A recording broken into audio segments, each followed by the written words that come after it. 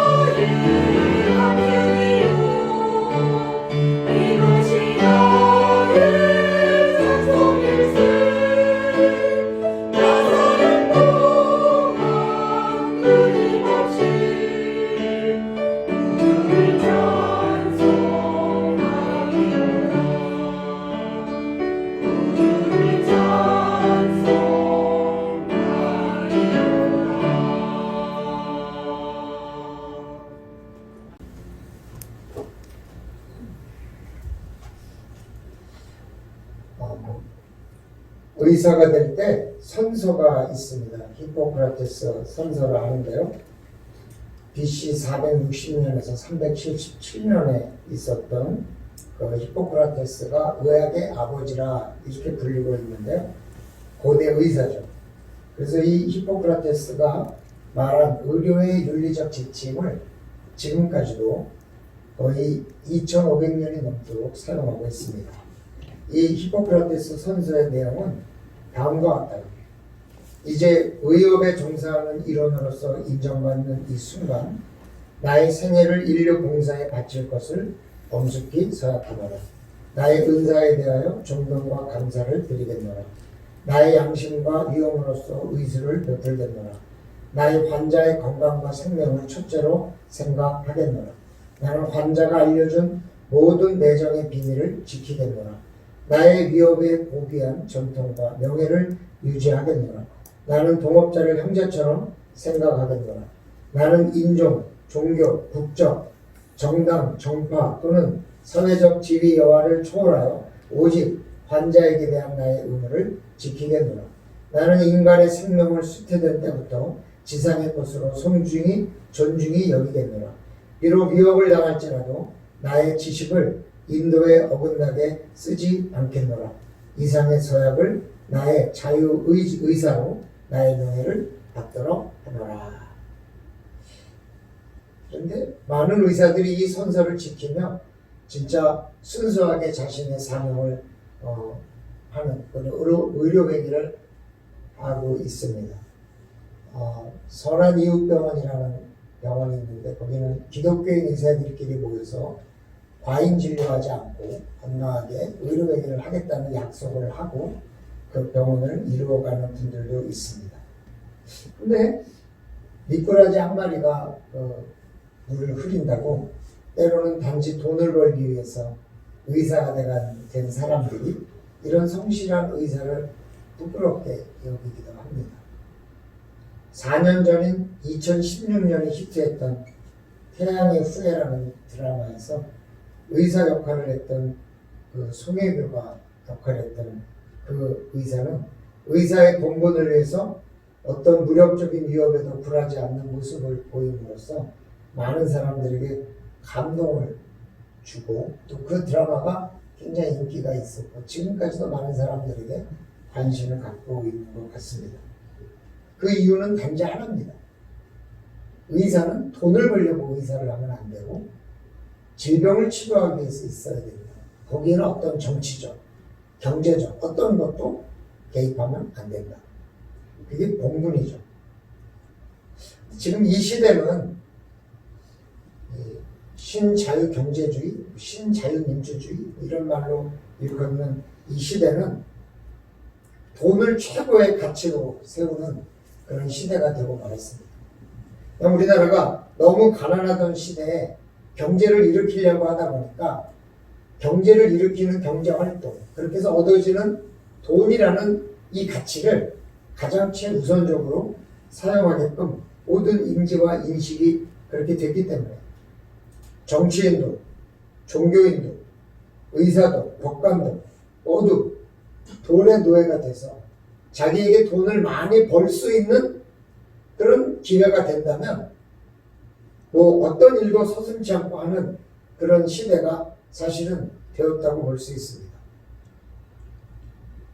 그런데 귀족의 나라인 유럽은 노블리스 오블리제라는 말이 있어요. 이건 뭐냐면 높은 사회적 신분에 상응하는 도덕적 의무를 뜻하는 말이에요. 초기 로마 시대에 왕과 귀족들이 보여준 탁월한 도덕의식과 솔선수범하는 공공정신에서 비롯된 의식인데요. 초기 로마 사회에서는 사회 고위층의 공공봉사와 기부, 헌납 등의 전통이 아주 강했죠. 이러한 행위는 의무는 동시에 명예로 인식되면서 자발적이고 경쟁적으로 이루어졌어요. 특히 귀족, 이 고위층이 전쟁에 참여하는 전통은 너무 확고해서 로마 건국 이후 500년 동안 원로원에서 귀족이 차지하는 비중이 15분의 1로 급격히 줄어든 것은 계속되는 전투 속에서 귀족들이 자기 자녀들과 함께 전쟁에 참여해서 많이 희생되었기 때문인 것으로 그렇게 연구되어지고 있습니다. 이런 귀족 중에 솔선수범과 희생에 힘입어서 로마는 고대 세계의 맹주로 자리할 수 있었으나 제정 이후 권력이 개인에게 집중되고 도덕적으로 해이해지면서 발전의 역동성이 급격히 쇠퇴한 것으로 역사학자들은 평가하고 있죠. 근대와 현대에 이르러서도 이러한 도덕의식은 계층 간 대립을 해결할 수 있는 최고의 수단으로 여겨졌습니다. 그래서 부자일수록 선을 베풀므로써 부자이지만 존경을 받고 가난한 사람일수록 또 그러한 베품을 받아들이면서 부자를 존경할 수 있는 이 부자와 이 계층 간을 줄여들 수 있는 그런 일들로 여겨지고 있죠. 특히 전쟁과 같은 총체적 난국을 맞이해서 국민을 통합하고 역량을 극대화하기 위해서는 무엇보다도 기득권층의 솔선수범하는 자세가 필요하다는 것입니다. 실제로 제1차 세계대전과 제2차 세계대전에서 영국의 고위층 자제가 다니던 이튼 칼리지 출신 중 2,000여 명이 전쟁에 참여했다 전사했고, 포클랜드 전쟁 때는 영국 여왕의 둘째 아들 앤드루가 전투 헬기 조종사로 참여하기도 했습니다. 6.25 전쟁 때 미군 장성의 아들이 142명이나 참전해서 35명이 목숨을 잃거나 부상을 입었습니다. 당시 미팔군 사령관 벤플리트의 아들은 야간 폭격 임무 수행 중 전사했으며, 대통령 드와이트 아이젠하워의 아들도 육군 소령으로 참전을 했습니다. 중국의 지도자 마오쩌둥이 6.25 전쟁에 참전한 아들의 전사 소식을 듣고 시신 수습을 하지 않도록 지시했다는 일화도 유명한 일입니다. 이런 것들이 바로 노블리스 오블리제, 말하자면 귀족으로서, 또 권력을 가진 사람으로서, 책임 있는 윤리적 가치를 가짐으로써, 모범을 보임으로써 모든 국민에게 존경을 받고 또 모든 국민에게 그런 일에 참여하는 것을 부끄럽게 여기지 않게 만드는 일로 유명한 것입니다. 그런데 이런 의식이 없는 우리 한국의 정치가들은 무슨 뭘 할 때마다 자신의 권력으로 아들의 군입대를 빼고 오히려 어려운 곳이 아니라 쉬운 곳으로 배치하고 좋은 회사에 취직시키고 땅 투기를 해서 돈을 벌고, 한국의 노블리스 오블리제는 없다, 그런 거죠. 권력이 있을수록 오히려 윤리적으로 타락하고 옳지 않은 일을 행하는 것을 볼 수 있습니다. 의사에게 자신의 가족이 먼저 진료받을 권리를 포기하고 자신이 가진 힘을 백성에게 명예를 지키기 위해서 사용함으로써 스스로 높은 윤리적 의식을 갖는 것.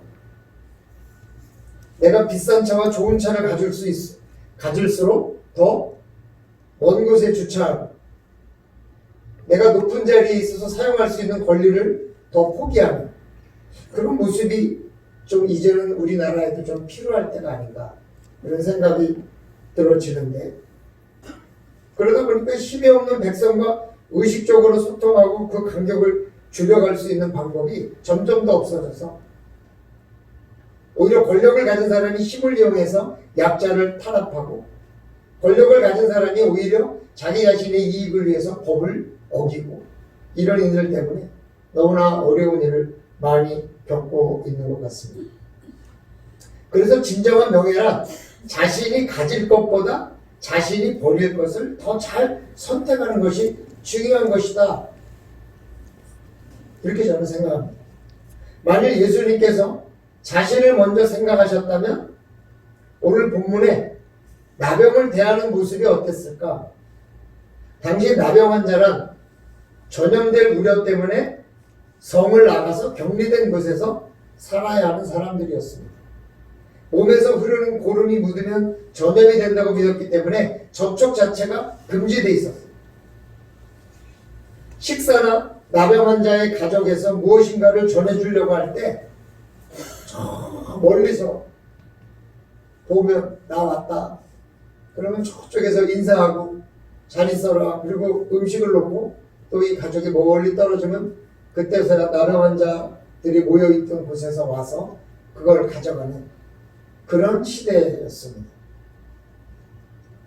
따라서 예수님이 나병 환자가 오도록 한 그 자체가 그 당시의 일반적인 인식으로 보면 거의 불가능한 것이다.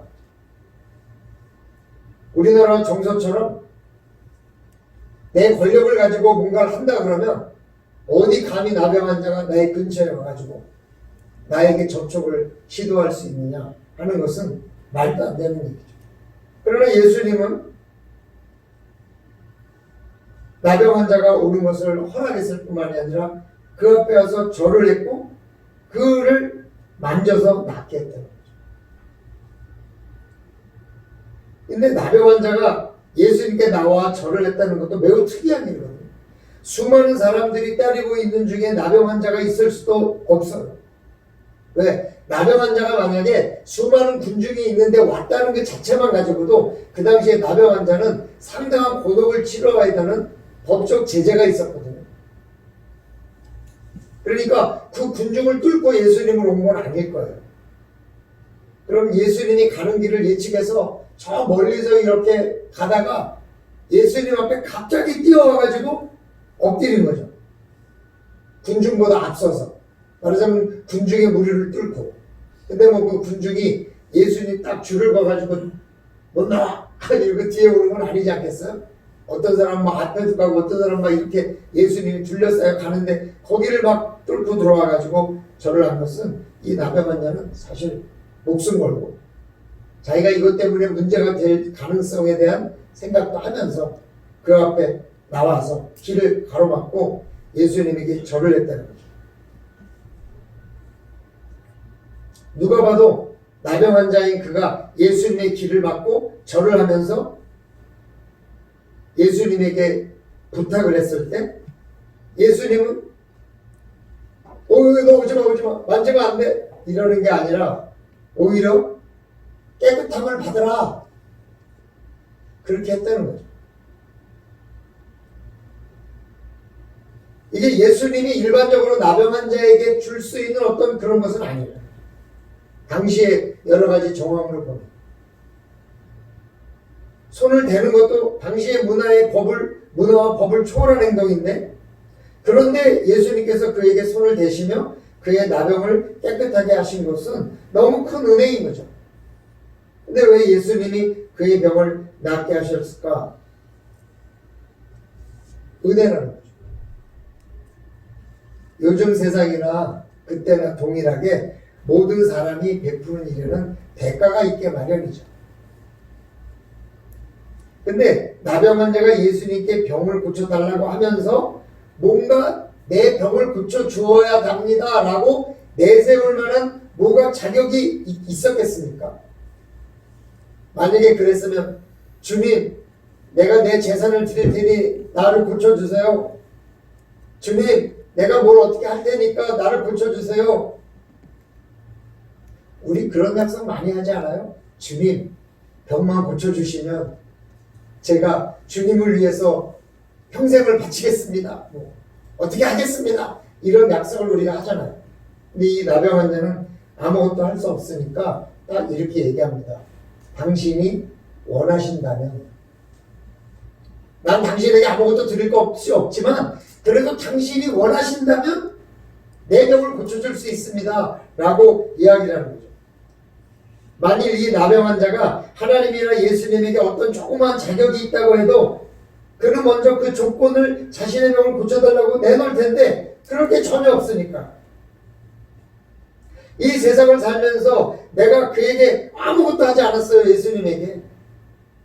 그런데 나에게 어떤 은혜를 베풀어 달라고 해본 적이 있는가? 여러분께서는 혹시 나랑 전혀 관계가 없는, 아니 관계가 있더라도 내가 그 사람에게 하나도 도움을 줘본 적이 없는 그런 사람에게 갑자기 가가지고 나를 좀 도와주시오 이렇게 얘기해 본 적이 있으세요? 정말 어려운 일이죠. 그래도 뭐 이만한 건덕지라도 학연이라도 지연이라도 뭐 고향이라도 뭐 돈 1,000원이라도 빌려줘 봤든지 뭐 밥 한 끼라도 사줘 봤든지 뭔가 있어야 내가 도와달라 그러지 아무것도 없는 생명부지의 사람을 할 수는 없단 말이야. 심지어는 내가 아는 어떤 사람을 통해서 그 사람이 도와줬으면 그 사람에게 가서 내가 이 사람하고 잘 아는데 좀 도와달라 할지언정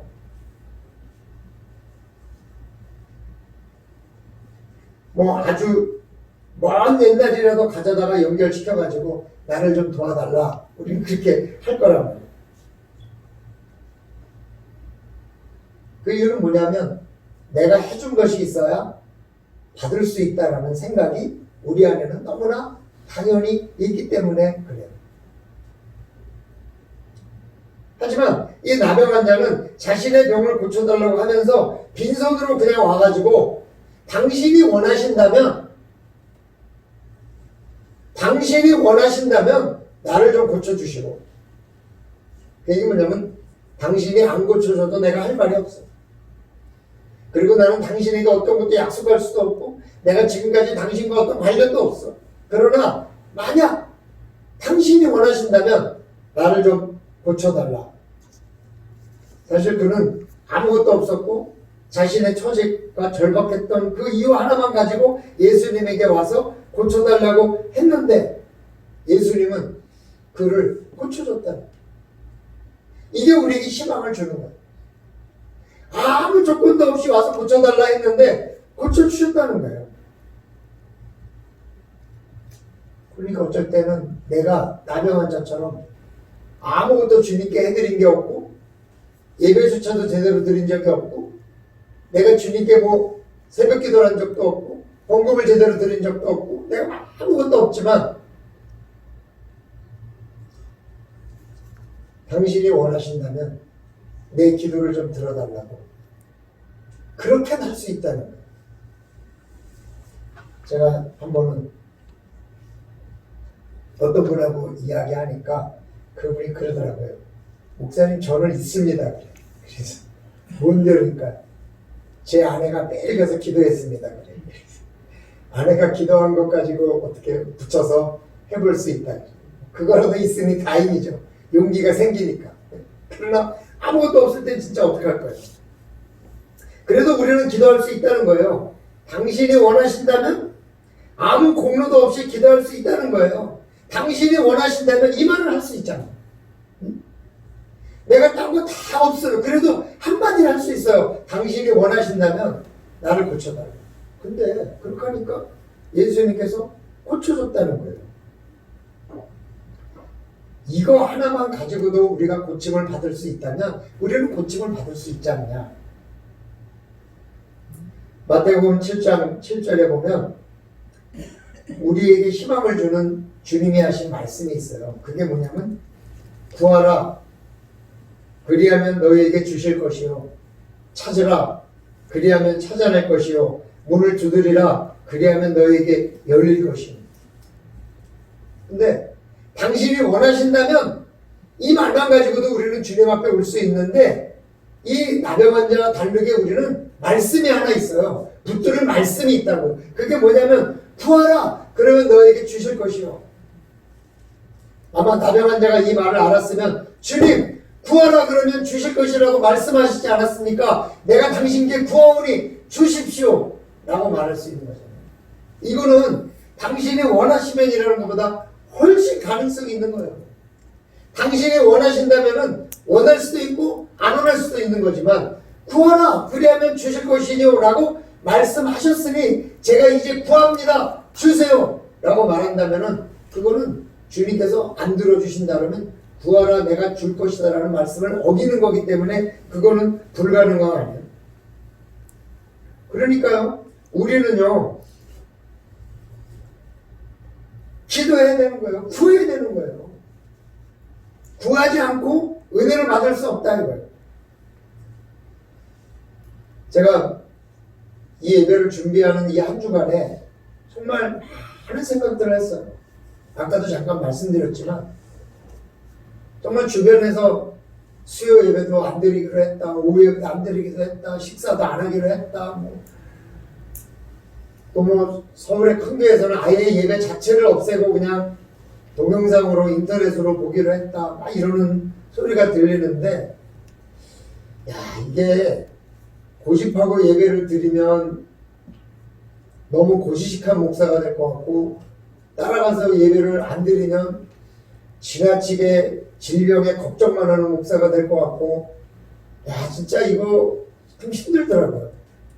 그런데 아무 일 없이 넘어가면 다행이지만 만약에라도 우리 교회에서 누구 한 분이 병에라도 걸렸다거나 뭔가 문제가 됐다 그러면 이거 뭐 진짜 하나님께 영광 갈리는 거 고사하고 뭐 이거 진짜 근데 그럴 보장이 있느냐 그것도 없고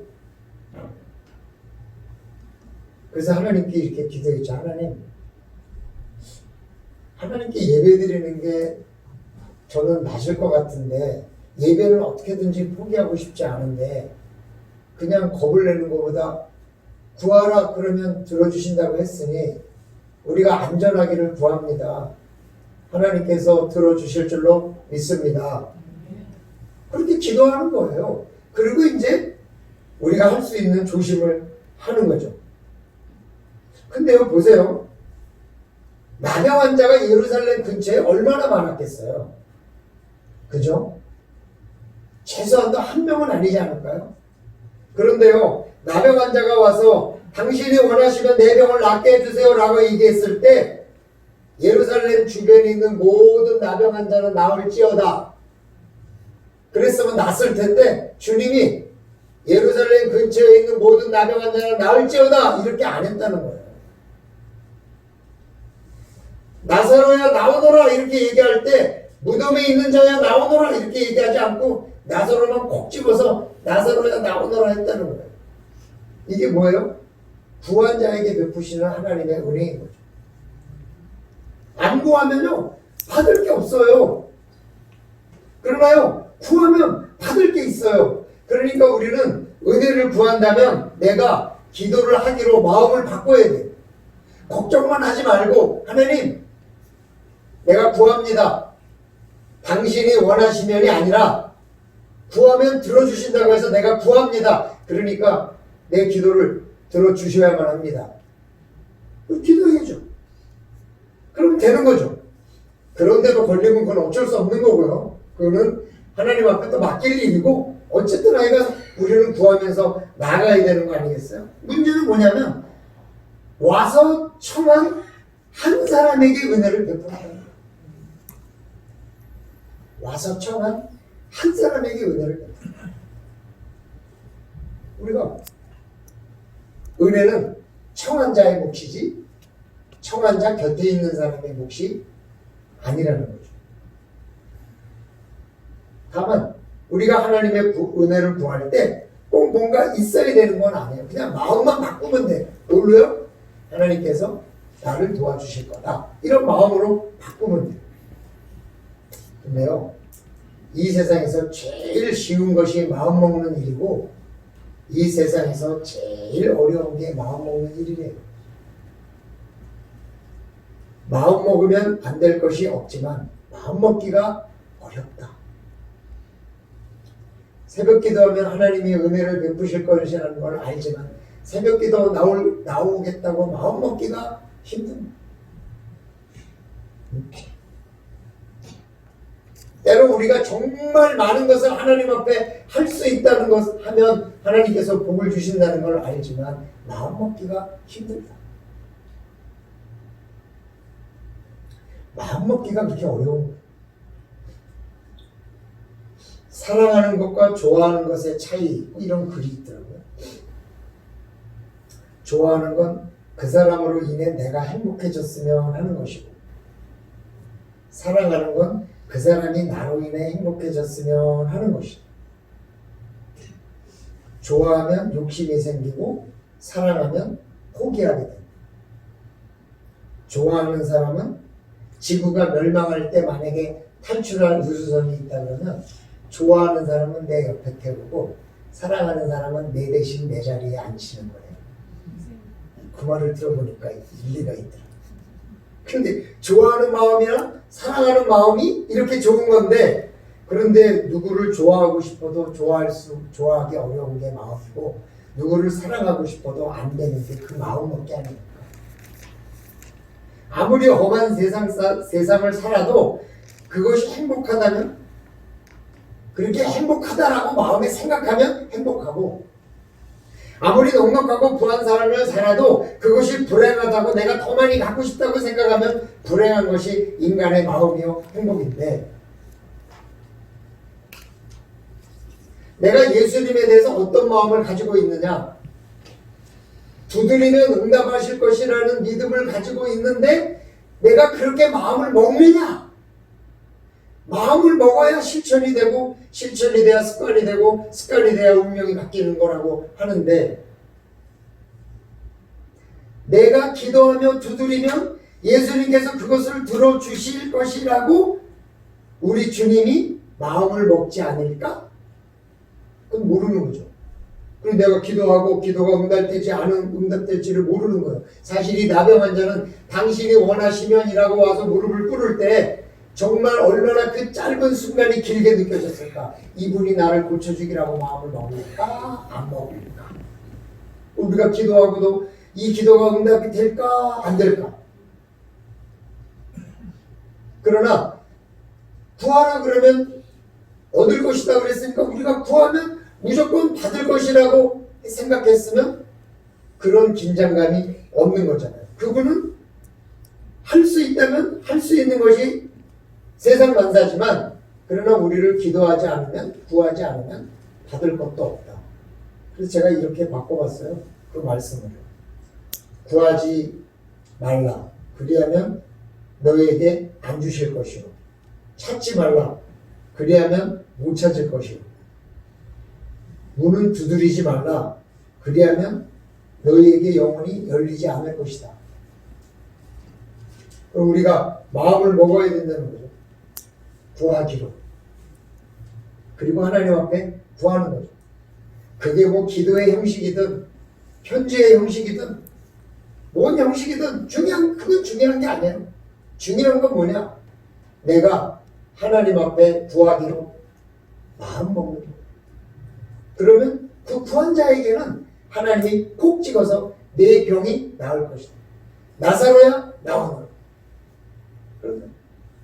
하나님께서 이 세상 모든 사람에게 은혜를 베풀지만 콕 집어서 한 사람에게 더 많은 은혜를 베푸신다면 그것은 그 사람이 구했기 때문에 구하지 않은 사람은 얻을 것도 없다는 거예요. 내가 시험을 보든 내가 병에 걸렸든 내가 더 돈을 많이 벌든 뭘 하든 내가 구하고 그 구한 것을 받을 수 있는 그런 은혜를 구할 때 아픈 사람이 주님 앞에 구하면 낫지 않겠어요? 내 안에 바이러스가 들어왔더라도 하나님께 구하면 그 바이러스를 내 몸에서 이기고 사라지게 만드는 거죠. 그래서 우리가 조심을 하지만 두려워할 필요는 없는 건데 우리가 조심을 넘어서 두려워하고 있기 때문에 사실은 어려움이 있는 것 같다는 거죠. 병자에게 임하는 은혜는 구한 사람에게 그 병을 낫게 하시는 하나님의 은혜입니다. 그러므로 사랑하는 성도들, 구하기로 마음을 바꾸시고 구해서 얻어서 그 은혜로운 삶 속에서 하나님이 주시는 기적과 같은 은혜를 체험하시는 주의 백성들이 다 되시기를 주님의 이름으로 축원합니다. 사랑의 아버지 하나님 고맙습니다. 우리는 하나님이 원하시면 무슨 일이든지 해 주실 수 있지만 우리에게는 말씀이 있어서 구하면 우리가 가질 수 있다는 믿음을 가지고 하나님 앞에 구해야 되는데 그 마음을 바꿔야 되는데 그 마음을 바꾸기가 왜 이렇게 어려운지 모르겠습니다. 주님, 믿음을 가지고 이 질병을 두려워하기보다 이 질병을 조심해서 이길 수 있게 하시는 하나님의 은혜를 체험하는 귀한 주의 백성들이 되게 도와주시옵소서. 하나님께 구하면 하나님께서 고쳐 주실 거라는 믿음을 가지고 승리하여 우리 성도님들 다 질병으로부터 안전하게 견디고 또 질병으로부터 보호받는 은혜를 얻도록 도와주시옵소서. 감사드리며 예수님의 이름으로 기도드리옵나이다. 아멘.